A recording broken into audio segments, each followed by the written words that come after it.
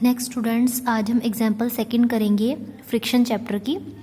इसकी जो second exercise है उसकी सेकंड एग्जाम्पल हम करेंगे आज।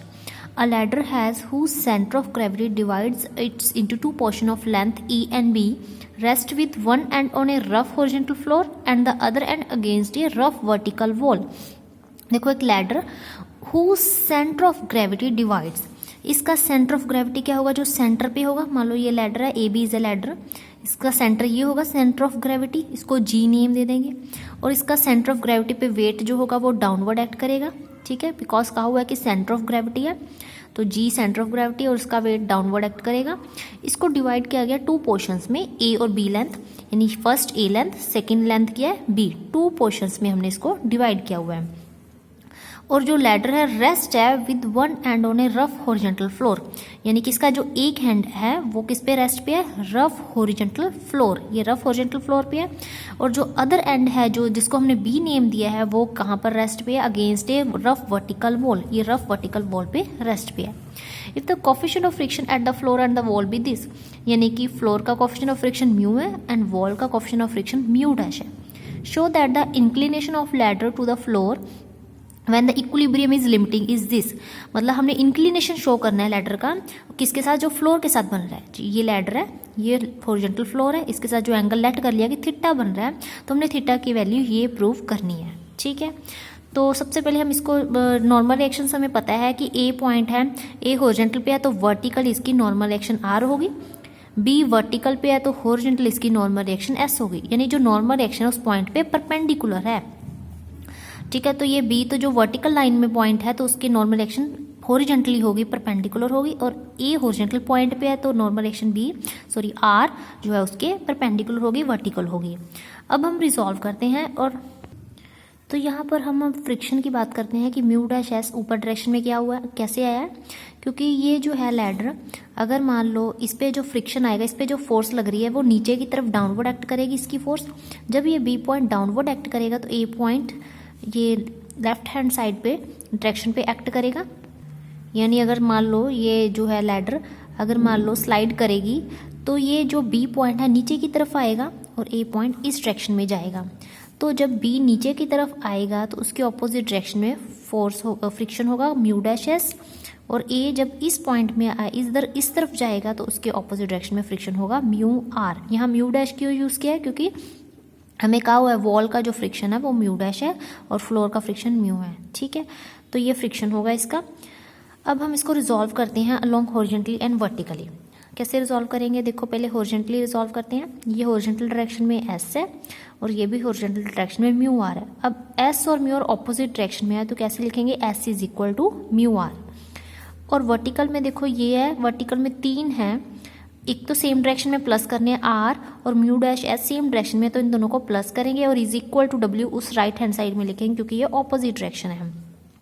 तो यहाँ से डब्ल्यू की वैल्यू हम निकालेंगे और एस की वैल्यू हम यहाँ पुट करेंगे। तो एस की वैल्यू क्या है? म्यू आर, वो हम यहाँ पुट करेंगे तो डब्ल्यू किसके इक्वल आ जाएगा? R plus mu dash S की जगह हमने म्यू आर रख दिया। अब हम मूवमेंट्स लेते हैं, टेकिंग अबाउट मूवमेंट अबाउट ए। तो देखो, मूवमेंट्स हमने ए के अबाउट इसलिए लिया क्योंकि हमने थीटा फाइंड करना है, ये थीटा है।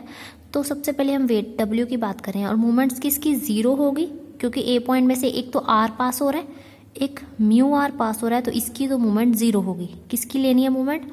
डब्ल्यू की, एस की एंड म्यू डैश एस की।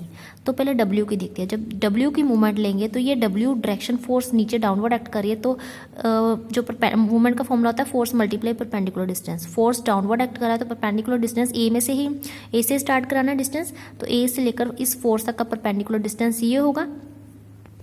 और ये क्या है? बेस, ये हाइपोटेन्यूज, तो base upon hypotenuse cos theta होता है।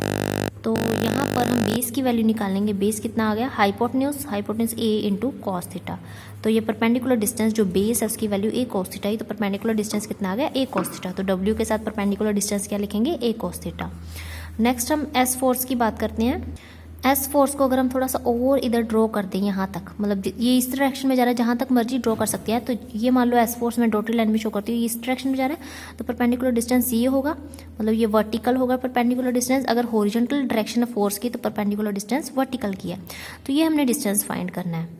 अब ये देखो कि हमारे पास थीटा एंगल यहाँ पर है, अगर ये थीटा है तो ये भी थीटा होगा, बिकॉज जेड बन रहा है, ऑल्टरनेट एंगल है। ऑल्टरनेट में जब भी जेड बन रहा हो मीन्स ऑल्टरनेट एंगल होते हैं, यहाँ थीटा तो यहाँ थीटा है। अब ये थीटा, थीटा के सामने वाली ये साइड क्या है, परपेंडिकुलर है, तो परपेंडिकुलर में हमेशा साइन लगता है, तो परपेंडिकुलर अपॉन हाइपोटेन्यूज क्या होता है, साइन थीटा। तो साइन थीटा होता है जो परपेंडिकुलर अपॉन हाइपोटेन्यूज। हमने किसकी वैल्यू निकालनी, परपेंडिकुलर की, क्योंकि यही डिस्टेंस है, तो परपेंडिकुलर कितना आ गया, एच साइन थीटा, और एच हाइपोटेन्यूज। देखो ये लेंथ कितनी टोटल, ये ए है ये बी है, टोटल लेंथ ए प्लस बी हो जाएगी, तो ए प्लस बी साइन थीटा आ गया परपेंडिकुलर डिस्टेंस। तो हम एस फोर्स के साथ क्या लिखेंगे, A plus B sine theta. Next है म्यू डैश एस, तो इस डायरेक्शन में फोर्स यहाँ से ये जा रही है ऊपर की तरफ, तो यहाँ से ऊपर जा रही है, तो इस फोर्स के ऊपर परपेंडिकुलर लाइन ये होगी, तो ये हमने डिस्टेंस फाइंड करना है। तो ये डिस्टेंस फाइंड करने के लिए ये क्या होता है, बेस अपॉन हाइपोटेन्यूज। तो बेस हमारे पास फाइंड करना है, हाइपोटेन्यूज कितना है, ए प्लस बी, और base upon hypotenuse cos theta होता है, तो ए प्लस बी कॉस थीटा आ जाएगा, ये आ जाएगा। तो यहाँ से कॉस थीटा ये आ गया, कोस थीटा से हमने डिवाइड कर दिया दोनों तरफ, यहाँ आ जाएगा, यानी कोस थीटा मल्टीप्लाई हो रहा है उधर दोनों के साथ, यहाँ भी डिवाइड हो जाएगा, यहाँ पर भी डिवाइड हो जाएगा, यहाँ sine by cos tan theta बन जाएगा, यहाँ कोस से कोस कट हो जाएगा जब डिवाइड करेंगे। अब ए कॉमन निकाल दिया, तो देख लेना कि क्या ए कहाँ से कॉमन निकल रहा है, या यहाँ पर सॉरी W की वैल्यू हमने पुट कर दी, W की वैल्यू के R plus mu dash mu R, ये W की वैल्यू पुट कर दी, A इंटू एस की वैल्यू भी ऊपर निकाली हुई म्यू आर वो पुट कर दी, यहाँ पर भी एस की जगह म्यू आर रख दिया। तो सॉल्व देखना है इसको कैसे करना है सॉल्व।